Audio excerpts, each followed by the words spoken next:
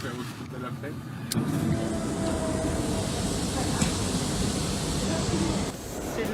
C'est la zone d'attente, c'est pas le centre de rétention. Oui, là-bas, oui. Oui, oui, c'est là. C'est chez vous.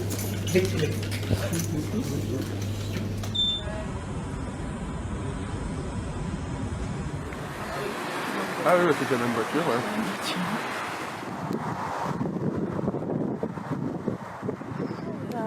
Vous allez à l'autre trajet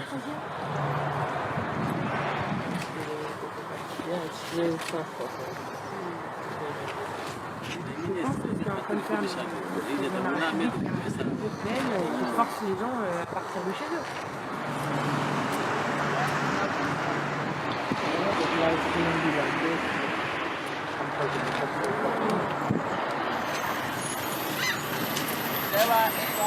Hey, give me half the thing.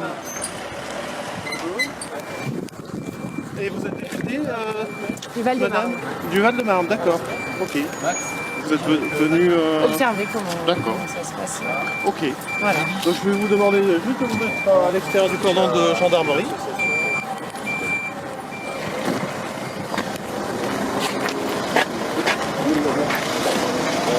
Il y a deux personnels qui arrivent à la droite.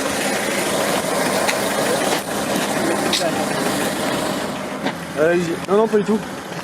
Vous reviendrez après quand on aura fini. C'est pour ça.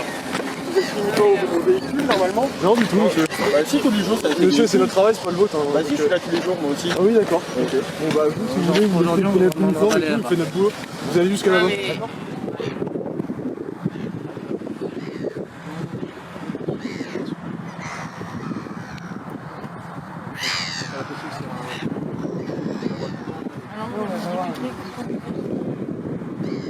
Après, si vous voulez vraiment des...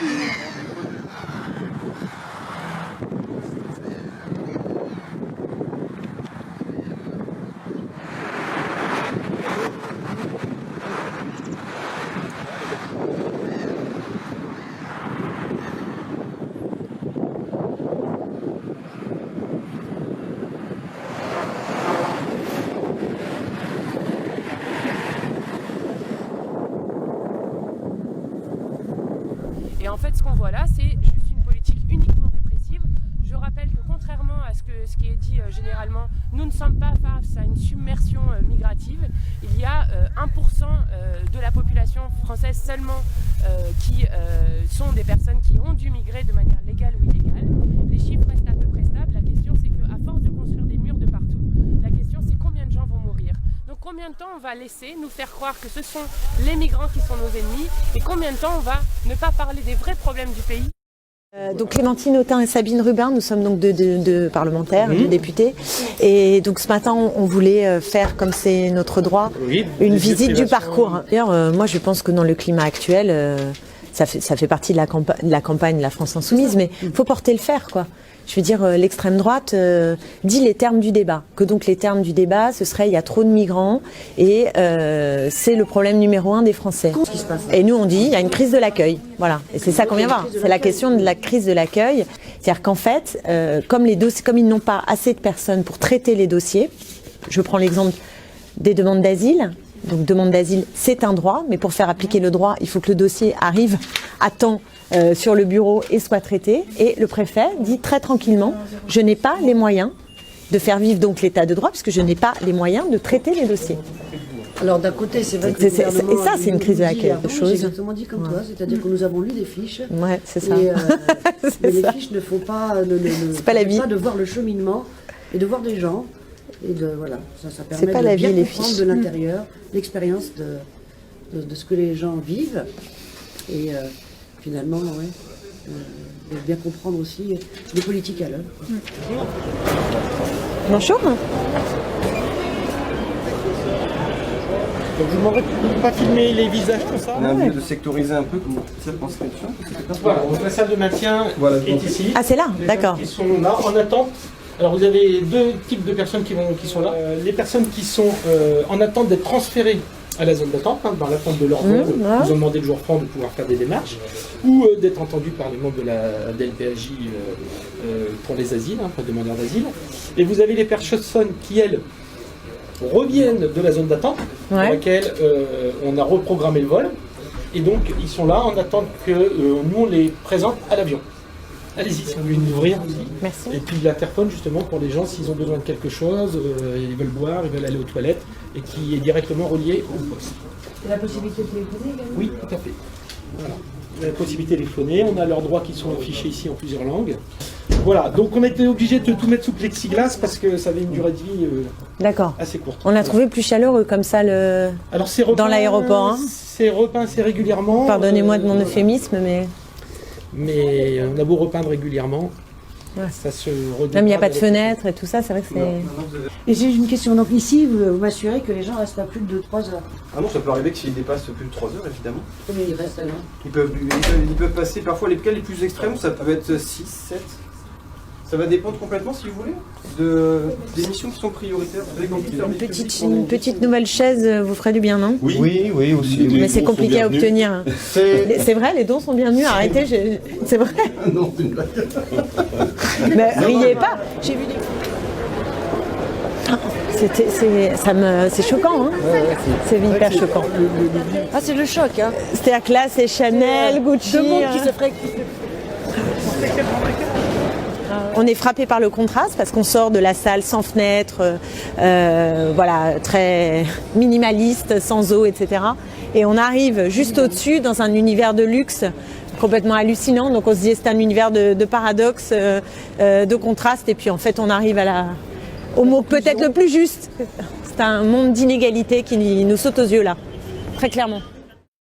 Je me trouve ce matin au poste de police aux frontières de Menton, à côté de la frontière avec l'Italie, où je me suis présentée pour pouvoir visiter ce lieu où sont retenues pendant parfois plusieurs heures des personnes à qui on a refusé l'admission sur le territoire français dans des conditions extrêmement problématiques. C'est pour ça que je souhaitais faire valoir mon droit de parlementaire à visiter les lieux de privation de liberté, puisque ce lieu peut être considéré comme un lieu de privation de liberté, mais je n'ai pas pu visiter l'endroit où se trouvent les personnes retenues à cause d'une instruction du ministère qui, depuis plusieurs mois, empêche les parlementaires d'exercer leurs droits.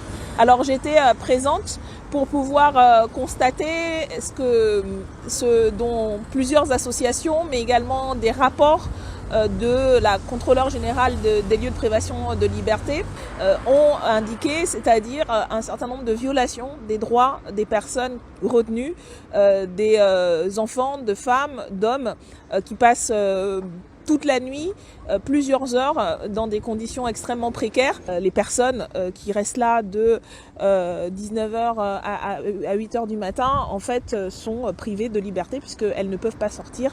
Donc de tout cela, nous ne sommes pas autorisés à pouvoir faire notre devoir. Et voilà pourquoi, dans le cadre des interventions de la France Insoumise dans cette journée autour des missions d'observation du respect des droits humains, je vais donc, sur la base du refus qui m'a été opposé de voir ces lieux, introduire un référé auprès du tribunal de Nice après cette tentative de visite. Parce que là, c'est le contrôle au pied de l'avion. Moi, je ne savais même pas que ça existait, en fait.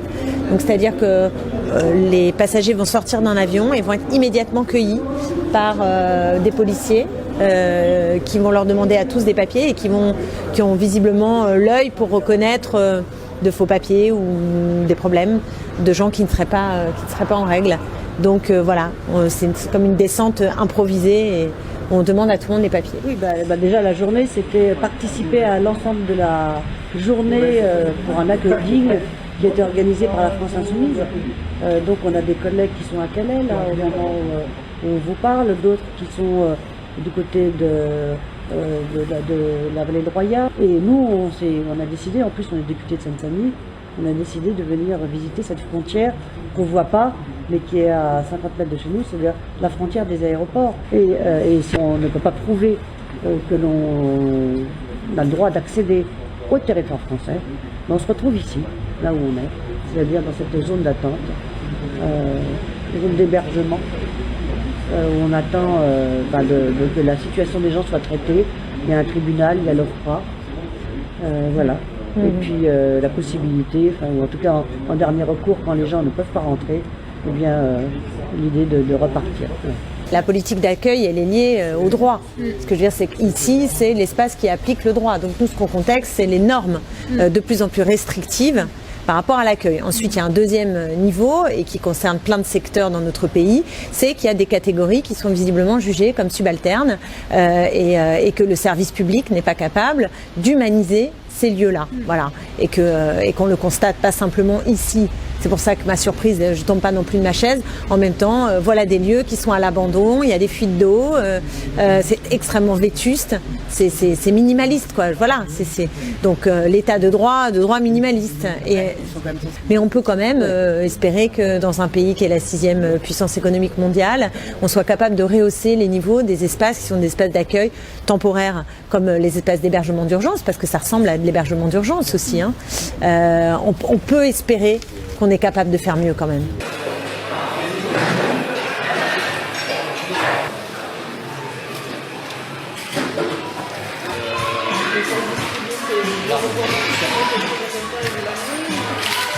Voilà. Disons, il y a des distributeurs.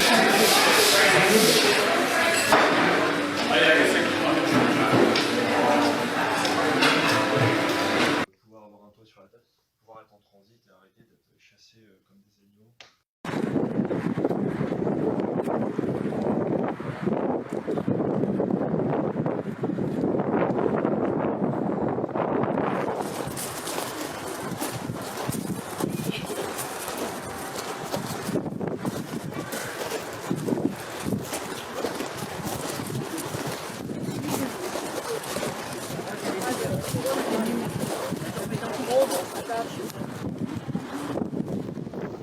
C'est ici mais pas seulement, que sont enterrées les victimes qu'on peut qualifier de victimes de la frontière. Quelquefois sous anonymat, parce qu'il a quelquefois été impossible d'identifier la personne, le corps, notamment parce que quelquefois ça s'est passé sur l'autoroute, les gens sont tombés d'un camion et ils ont été écrasés par plusieurs véhicules et on n'a aucun moyen de les identifier. Donc ce qui est d'ailleurs un peu étonnant, c'est que ces migrants, puisque il s'agit de migrants, qui sont morts notamment sur l'autoroute, sont enterrés par défaut au carré musulman. Or, les migrants qui sont présents à Calais peuvent être chrétiens, notamment les Érythréens et les Éthiopiens. Mais c'est pas si important que ça, ils sont ici en bonne compagnie, je dirais, et puis ils sont l'objet quand même de l'attention de certains Calaisiens qui viennent ici se recueillir. Alors la frontière tue, vous le savez, on est ici à Calais à peu près, on ne doit pas être loin de 250 morts depuis l'an 2000. Il y a eu des gens qui se sont noyés, il y a des gens, beaucoup qui ont été écrasés sur l'autoroute, soit tombés d'un camion, soit cherchant à descendre du camion parce que le camion partait dans la mauvaise direction, soit même peut-être écrasés, on a des doutes, volontairement par un coup de volant, marchant le long de l'autoroute, entre Dunkerque et Calais par exemple. Ce qu'il faut vraiment se rendre compte, c'est que ces obstacles qui sont mis sur la route des migrants sont mortels. Ce qui pousse les gens à prendre des risques, c'est d'abord l'espoir d'une vie meilleure, mais c'est aussi le désespoir lié aux conditions de vie terribles qu'on leur fait ici, notamment à Calais. Voilà. Donc moi je vous propose, si quelqu'un veut compléter, ou sinon je vous propose une minute de silence en mémoire de ces victimes de la frontière.